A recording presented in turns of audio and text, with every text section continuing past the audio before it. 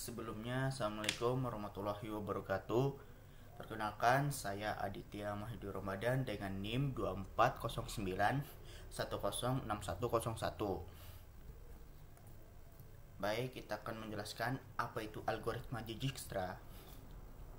Baik, algoritma Dijkstra adalah algoritma graf yang digunakan untuk mencari jarak terpendek dari satu simpul asal source node ke semua simpul lainnya dalam graf berbobot non-negatif.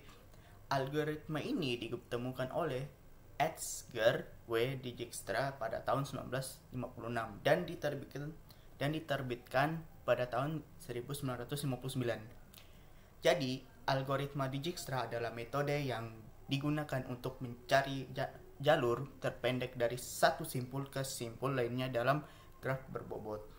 Baik, latar belakang masalahnya adalah algoritma Dijkstra dirancang untuk menyelesaikan masalah single source shortest path pada graf berbobot atau weighted graph dengan berbobot sisi alias xg weight tidak negatif.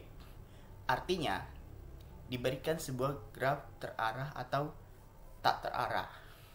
G sama dengan V, I, G sama dengan VI, dan seterusnya. Dan sebuah simpul sumber S, I, V, is atau in V, S, I, V.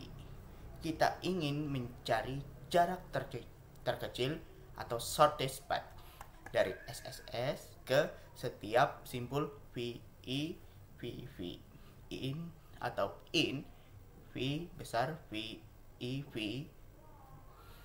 Jarak di sini didefinisikan sebagai jumlah bobot sisi pada jalur yang menghubungkan SSS ke VVV. Syarat penting adalah bobot tiap sisi harus lebih besar dari 0. Jika terdapat bobot negatif Dijkstra tidak menjamin hasil benar. Untuk graf dengan bobot negatif umumnya digunakan Bellman-Ford atau algoritma lain.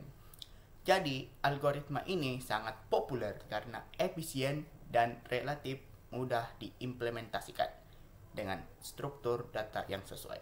Lanjut, ide dasar. Jadi, apa itu ide dasar?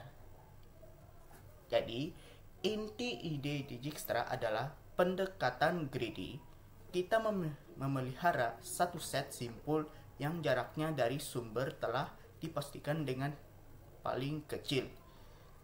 Kemudian, secara iteratif memperluas front eksplorasi ke simpul-simpul tetangga dengan memilih simpul dengan jarak terkecil di antara simpul yang belum diproses.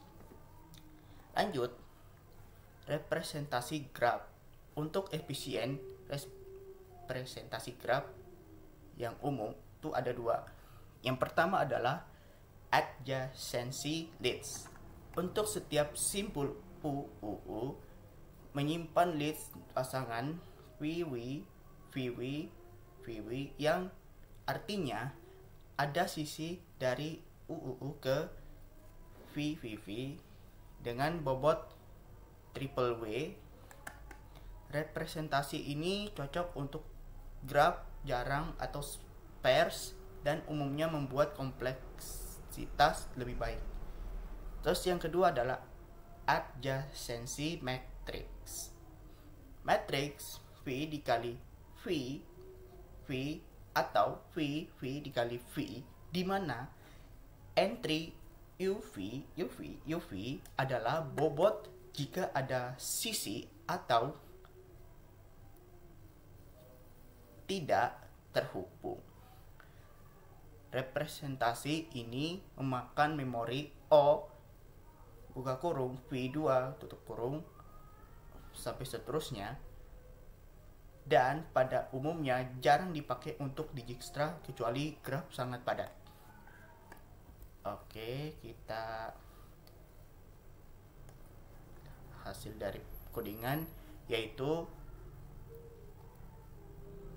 10 node dari NIM ganjil. Baik, kita jalankan dulu.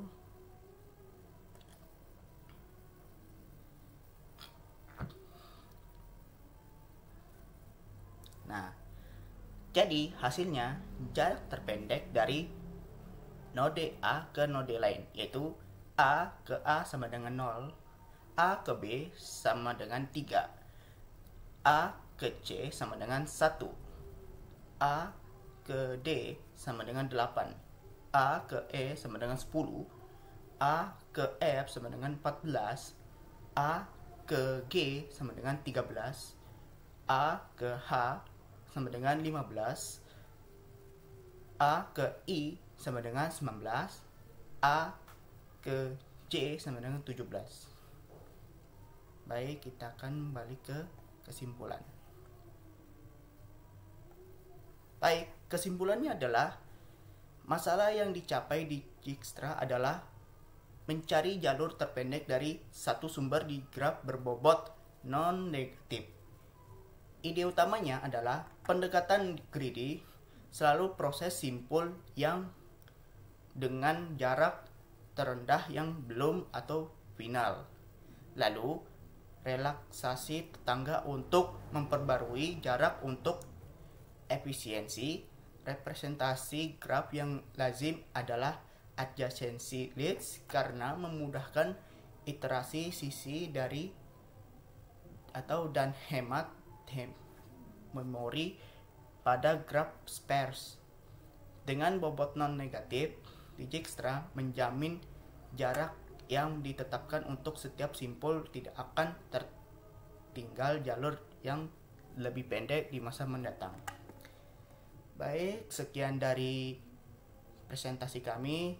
Saya ucapkan terima kasih. Wassalamualaikum warahmatullahi wabarakatuh.